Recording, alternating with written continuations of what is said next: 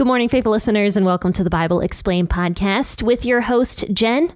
Make sure to grab a cup of coffee this morning because we're going to be reading 2 Kings chapter 1, the entire thing.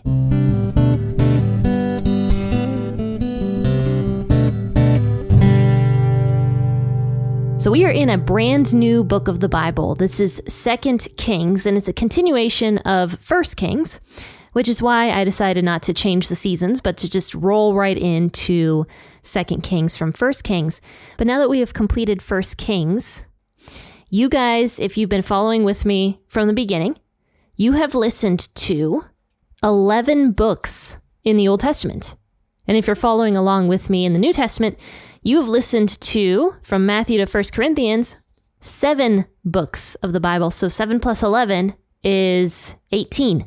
If you are following along with this podcast from the beginning, you've listened to 18 books of the Bible. So give yourselves a round of applause because that is amazing. But today we're going to move into our 12th book of the Old Testament, 2 Kings chapter 1. And we're going to read the whole thing. I'll be reading this as I usually do from the WEB version. Moab rebelled against Israel after the death of Ahab. Ahaziah fell down through the lattice in his upper room that was in Samaria, and he was sick. So he sent messengers and said to them, "Go and inquire of Baalzebub, the god of Ekron, whether I will recover of this sickness." But Yahweh's angel said to Elijah the Tishbite, "Arise and go up to meet the messengers of the king of Samaria and tell them, is it because there is no God in Israel that you go to inquire of Baalzebub, the god of Ekron? Now therefore Yahweh says, you will not come down from the bed where you have gone up, but you will surely die." Then Elijah departed. The messengers returned to him, and he said to them, "Why is it that you have returned?" They said to him, "A man came up to meet us and said to us, 'Go and return to the king who sent you and tell them, Yahweh says, is it because there is no God in Israel that you sent to inquire of Baalzebub, the god of Ekron? Therefore you will not come down from the bed where you have gone up, but you will surely die.' He said to them, 'What kind of a man was he who came up to meet you and told you these words?'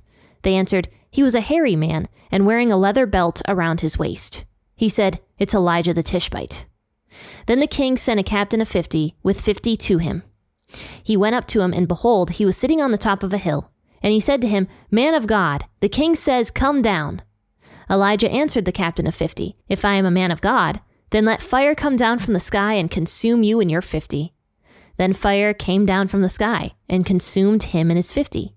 Again he sent to him another captain of 50 with his 50. He answered him, 'Man of God, the king has said, come down quickly.' Elijah answered them, 'If I am a man of God, then let fire come down from the sky and consume you and your 50. Then God's fire came down from the sky and consumed him and his 50. Again, he sent a captain of a third 50 with his 50. The third captain of 50 went up and came and fell on his knees before Elijah and begged him and said to him, 'Man of God, please let my life and the life of these 50 of your servants be precious in your sight. Behold, fire came down from the sky and consumed the last 2 captains of 50 with their 50s. But now let my life be precious in your sight.' Yahweh's angel said to Elijah, 'Go down with him. Don't be afraid of him.' Then he arose and went down with him to the king. He said to him, 'Yahweh says, because you have sent messengers to inquire of Baalzebub, the god of Ekron, is it because there is no God in Israel to inquire of his word? Therefore you will not come down from the bed where you have gone up, but you will surely die.' So he died, according to Yahweh's word which Elijah had spoken. Jehoram began to reign in his place in the 2nd year of Jehoram, the son of Jehoshaphat, king of Judah, because he had no son. Now the rest of the acts of Ahaziah which he did, aren't they written in the book of the Chronicles of the kings of Israel?" So if you remember what happened at the end of 2 Kings, King Ahab of Israel died in battle because he didn't listen to God.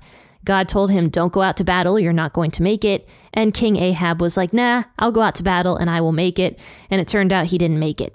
So he died in battle. And so his son Ahaziah reigned in his place. And Ahaziah did not reign for very long. It was approximately 2 years is what scripture says. And during that time, it rolls right into 2 Kings chapter 1, verse 1. It says, Moab rebelled against Israel after the death of Ahab. So now that Ahaziah is the new king, Moab, which was under Israel's control since the time of King David, decided to rebel. And this just shows how much power Israel was losing after King Ahab died. because now Moab has gotten strong enough to actually rebel against Israel. Now, the area of Moab would have been on the other side of the Jordan River, right above the tribe of Manasseh, if I'm thinking correctly. So Moab was on the other side. But still, Israel had control of Moab, and now they do not after the death of Ahab. So they rebelled, and they are their own separate entity now. During this time, Ahab's son, Ahaziah, who is now the king, fell down through the lattice in his upper room that was in Samaria. And he was injured very severely because he probably fell several stories down onto the ground. Because back in these days, people often would use the upper room for entertainment purposes. So if the upper room had these lattices like around the edge that weren't very secure, which apparently was this case, somebody could fall down through that lattice. And it looks like that's what happened to Ahaziah. So Ahaziah is in his bed, and he is in really rough shape from falling from the third story. And so he asks one of his messengers to go to Ekron and inquire of Baalzebub, which most people now call this Beelzebub. I mentioned maybe a couple months ago, and I'll keep mentioning this because it's kind of funny. The word Zebub translates to either flies or feces. And because Baal worship often went hand in hand with the worship of feces, like human excrement, it's kind of funny that now the people are actually referring to Baal as Baalzebub, which translated would mean the god of excrement or the god of flies. And that is what Satan's name is nowadays. We call him Beelzebub. So Ahaziah decides to ask Beelzebub for wisdom instead of Yahweh, who is the true God of Israel. So the messengers go out and they're traveling to Ekron. And meanwhile, God appears to the prophet Elijah. And he says to Elijah, go and meet the messengers of the king of Samaria and tell them, is it because there is no God in Israel that you go to inquire of Beelzebub, the god of Ekron? So God's like, ask these men why they're going to inquire of some foreign God when I'm right here. Is there really no God in Israel that you can ask for help? So God continues, tell these messengers to tell the king, you will not come down from the bed where you have gone up, but you will surely die. So Elijah goes and he meets the messengers. So the messengers meet Elijah on the way. Elijah tells them this message, and the messengers immediately turn around. They don't go to Ekron, and they come straight back to King Ahaziah. So the king's like, why are you here? I sent you out not too long ago. You couldn't have gone to Ekron and back, so why have you returned? And they say to him, this man came up to us and meet us, and he had a message for us. He said, go and return to the king and tell him Yahweh says, is it because there is no God in Israel that you send to inquire of Beelzebub, the god of Ekron? Therefore, you will not come down from the bed where you have gone up, but you will surely die. And you might ask, well, why did these messengers come back to the king if just some random guy came up to them and told them this prophecy? Well, because Elijah was not a random man. He was pretty well known in Israel, as we're about to find out. And also, the prophets in the days of Elijah would often wear things that distinguished them as a prophet. I believe they are called mantles. And these mantles would often be like really furry kind of coats. In fact, John the Baptist in the New Testament, who was also a prophet, he wore something kind of similar. He wore animal skins and goat's hide and things like that. And that is what the prophets would wear. They would distinguish themselves and dress very differently because they were a prophet from God. So when these messengers meet this man that has this like furry thing on, they're going to listen because they're like, oh, this guy is a prophet. So the king asks, who was this man? And they say he was a hairy man wearing a leather belt around his waist. And so this phrase, he was a hairy man, most likely is referring to the clothing, the hairy clothing that he was actually wearing. Once again, that mantle made of goat's hair or whatever it was made of. So now immediately King Ahaziah distinguishes that this is Elijah. He said, "It's Elijah the Tishbite," and the king gets very angry. So he sends a captain with 50 men out to meet Elijah and to forcibly bring him to him, possibly either to punish or kill Elijah or to make Elijah change what he had just said. So this captain of 50 has his orders, and he goes and meets Elijah. And Elijah, it says, was sitting on top of a hill. So he says to Elijah, "Man of God, the king has said, come down." So Elijah answers the captain of 50, "Well, if I am a man of God, then let fire come down from the sky and consume you and your 50. And indeed, fire does come down from the sky. And you might be like, well, this seems really cruel. Why would Elijah call down fire from the sky? It seems like he's always calling fire down from the sky. Well, firstly, you have to remember that it wasn't Elijah calling down the fire from the sky, because he said, "If I am a man of God, then let fire come down from the sky and consume you and your 50. And God was the one who sent the fire from the sky. It wasn't Elijah. In fact, it specifically says, I believe in the book of Hebrews, that Elijah was just as ordinary as you and I. But yet when he prayed and when he talked to God, God would listen to Elijah, because Elijah had great faith in God. So it wasn't Elijah himself who was special or who had like magic powers, who could call down fire from the sky. It was the fact that Elijah had great faith. He was just an ordinary human being. But yet when he prayed to God, God would send droughts. When he asked God to stop those droughts, God would stop the drought. And when he asked for fire from the sky, God would send fire from the sky. Because since Elijah had that great faith, that means that he was more in line with God's will.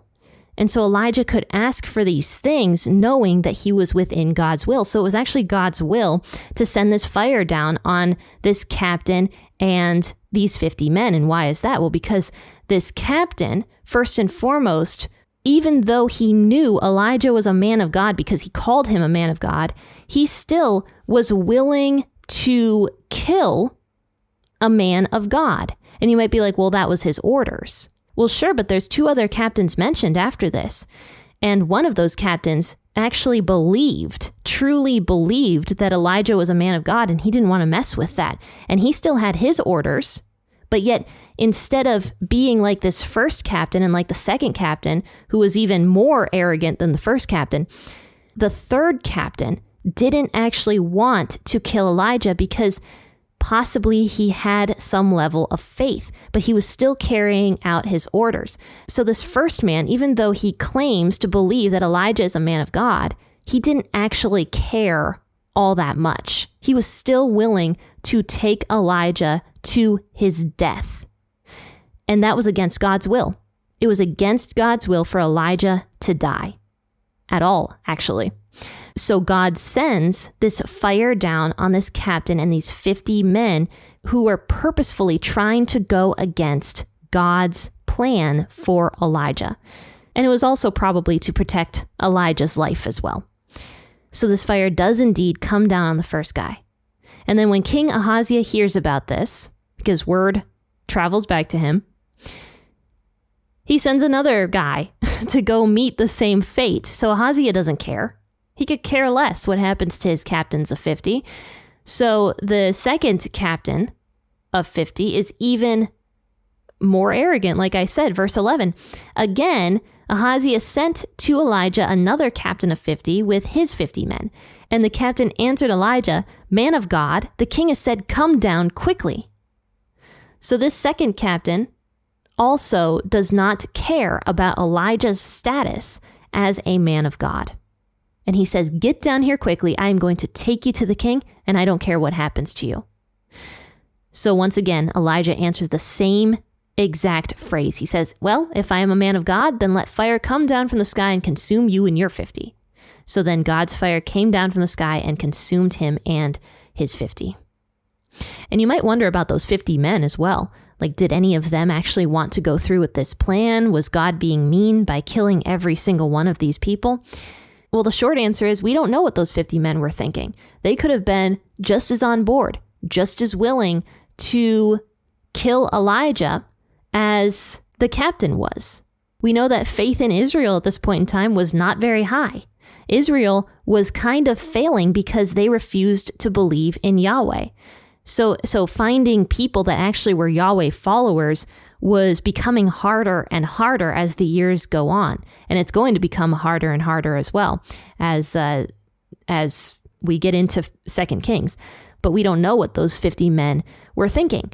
So we can't really say one way or the other. But we know that God is a just judge and God knows the hearts.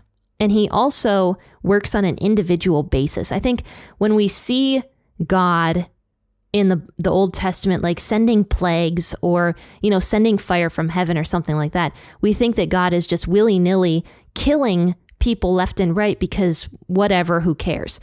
No, God cares about every single individual. He's made every single individual. Every person is created in God's image, and God loves the entire world, is what John 3:16 says.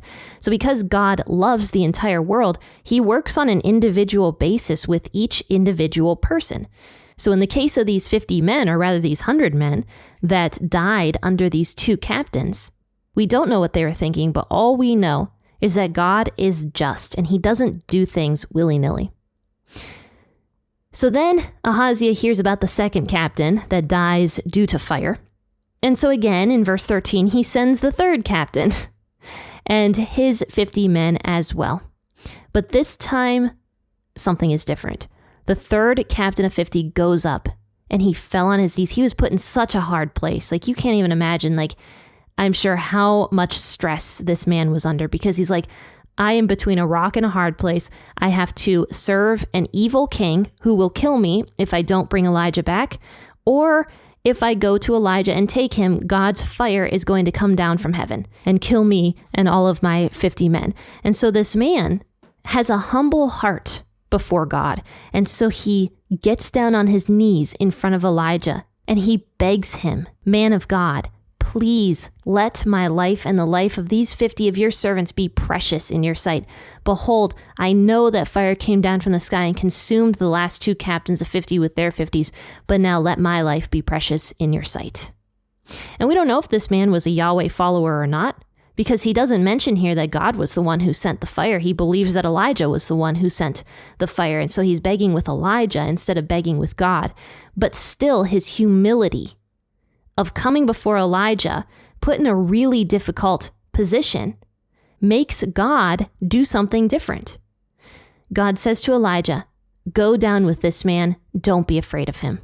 So Elijah goes down with this captain, and this captain takes him to the king.